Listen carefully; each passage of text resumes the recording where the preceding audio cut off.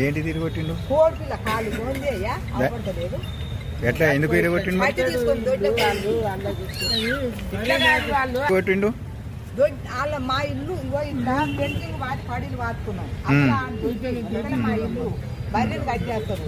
ఆ గడ్డి బయట కాడిపోయి గడ్డి బయట గడ్డి వేస్తే గడ్డిగా ఉంటుంది. ఆ తోటి కట్టి తీసుకొని అట్లే కూర పట్టుకోండి. ఇప్పుడు ఆడి తీసుకొచ్చిన నేను చూడకుంటే ఏమో మరి ఏమో వచ్చిందో ఆ చూడండి. వాడిని మేము ఎట్లా అంటాం, పండ్లతో మేము ఇద్దరం ఆడనే ఉన్నాం.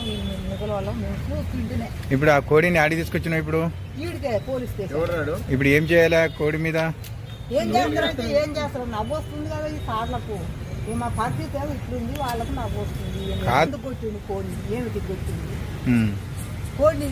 కోళ్ళు ఉండవు ఆ ఊరు అన్నప్పుడు ఉంటాయి. మరి ఫసలన్నా చేయం తింటే ఆడ కట్టేస్తారు. ఆ చిన్న పాయమాలు కట్టించుకుంటారు. మరి ఈ కోడి కూడా మరి ఆ పాయమాలు కట్టించుకోక తిరగొచ్చిండుగా.